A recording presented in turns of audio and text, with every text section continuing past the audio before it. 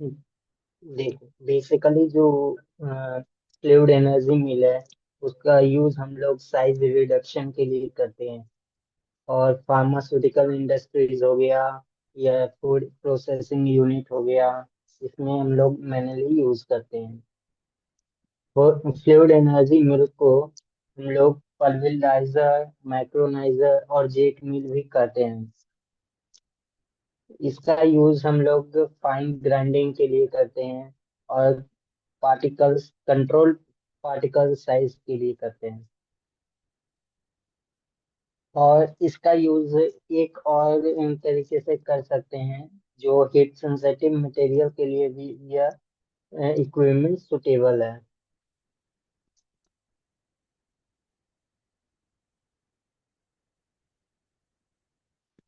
अब इसके प्रिंसिपल देखते हैं कि ये कौन कौन से प्रिंसिपल पे वर्क करती है।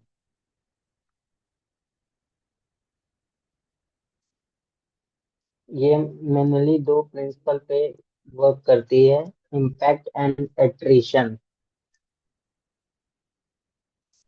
इम्पैक्ट जो होती है occurs when the material is more or less stationary and is hit by an object moving at the high speed। जो फ्लूइड एनर्जी के मिल के अंदर में जो मटेरियल मूव कर रहा है, उसके कारण पार्टिकल साइज का रिडक्शन, उसे इम्पैक्ट करते हैं। और एट्रेशन, एट्रेशन जब होता है जब आपस में दो सरफेस एक दूसरे से टकराते हैं और पार्टिकल्स का ब्रेक डाउन होता है स्मॉलर पार्टिकल्स में। अब कंस्ट्रक्शन देखेंगे कि फ्लूइड एनर्जी में के अंदर क्या क्या होती है। पहले इसके पास एक इनलेट होती है।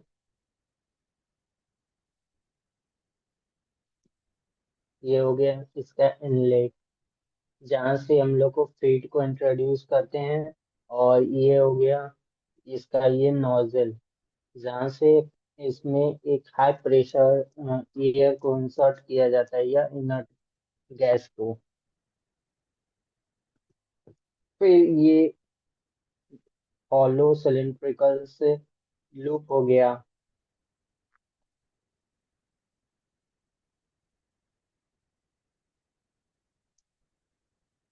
इसके बाद यह पार्टिकल से आगे जाता है, जिससे ये क्लासिफायर से जो हमें कंट्रोल पार्टिकल का साइज चाहिए, वो हम इससे ले सकते हैं। और जो लार्ज पार्टिकल्स होता है, वो फिर से इस फ्लो में चला आता है।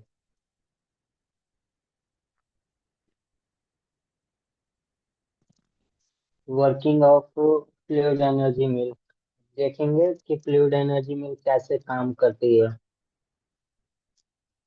फीड को हम लोग पहले एनर्जी मिल के अंदर डालते हैं, उसे वो उसका फिर pre treated with reduction the particle size.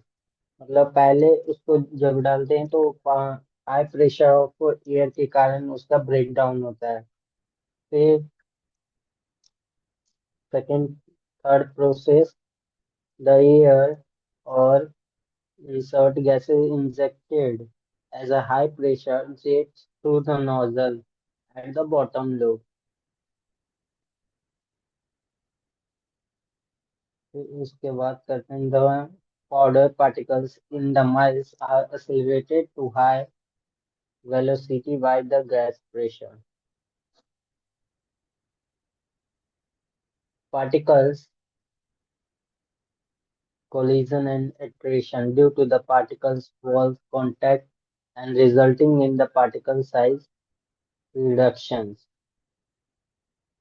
Sixth, sixth process, the fluid dies effect carried the particles to the classifier. जो पार्टिकल्स का ब्रेक डाउन हो गया है, वो क्लासिफायर के पास पहुंच जाता है, जहाँ से फाइन पार्टिकल्स को क्लासिफायर के थ्रू हम लोग कलेक्ट कर लेते हैं। और जो लार्ज पार्टिकल्स बच जाते हैं, उसे बैक फ्लो में चला जाती है।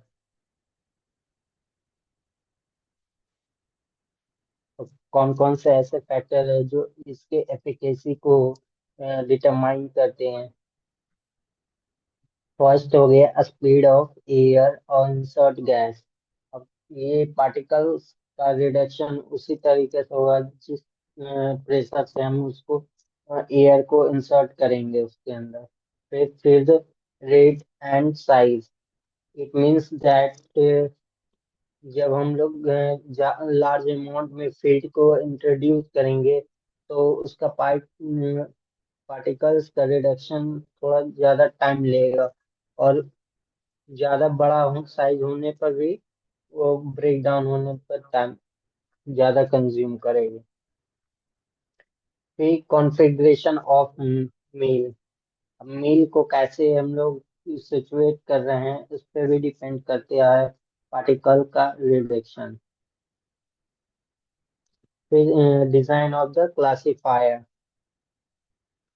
क्लासिफायर किस तरह का बना हुआ है, उसका पोर साइज क्या है, इस पे भी डिपेंड करते हैं पार्टिकल्स का reduction.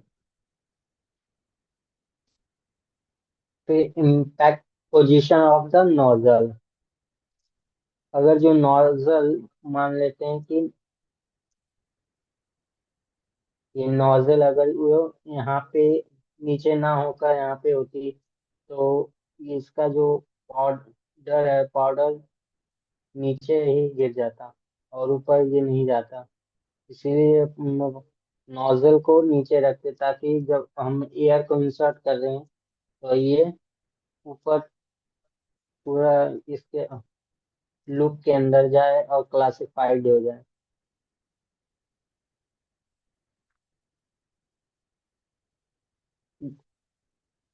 The impact between the feed and air.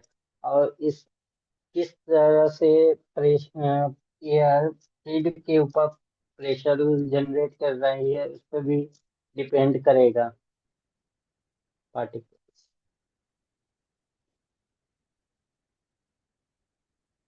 Next we move to the advantages of fluid energy mean. ये हाई एफिकेसी होती है, कंटामिनेशन फ्री प्रोसेस इसके अंदर होता है। ये वर्सटिलिटी मतलब इसमें बहुत सारे मटेरियल्स को रिड्यूस करवा सकते हैं साइज। फिर एडजस्टेबल पार्टिकल साइज। हम इसके अंदर हम लोगों को जिस तरीके की पार्टिकल साइज चाहिए उसका हम लोग रिडक्शन करवा सकते हैं। फिर disadvantages of fluid energy mill. Fluid energy mill जो होती है बहुत ही कॉस्टली होती है, जिसके कारण इसका जो हाई इनिशियल इन्वेस्टमेंट होती है। फिर लिमिटेड मटेरियल्स कंपैक्टिबिलिटी। इसके अंदर हम लोग टफ और डाइल्यूटिक मटेरियल को नहीं कर सकते साइज रिडक्शन। फिर मेंटेनेंस, हाई स्पीड ऑपरेशन के कारण इसके अंदर में वियर और टीयर फोर्स लगने के कारण इसका जो मेंटेनेंस कॉस्ट होता है और ऑपरेशनल कॉस्ट बहुत ही हाई होते हैं। फिर कॉम्प्लेक्सिटी ऑफ द ऑपरेशन। इसे ऑपरेट करने के लिए हाई स्किल्ड लेबर का जरूरत पड़ता है। फिर application of fluid energy mill. Fluid energy mill का यूज कहाँ कहाँ करते हैं। Fluid energy mill use for grinding heat sensitive materials to the fine powder. ये हीट सेंसिटिव मटेरियल क्या होता है, वैसे मटेरियल्स जो हीट ज्यादा प्रोड्यूस होने पर डीनेचर हो जाते हैं, जैसे protein. Second, it is the choice for when the higher degree of, जब हमें ज्यादा प्योरिटी की जरूरत होती है तो इसका एप्लीकेशन कर सकते हैं। Fluid energy mill is use for when fine powders are required for antibiotics, sulfamides, and vitamins.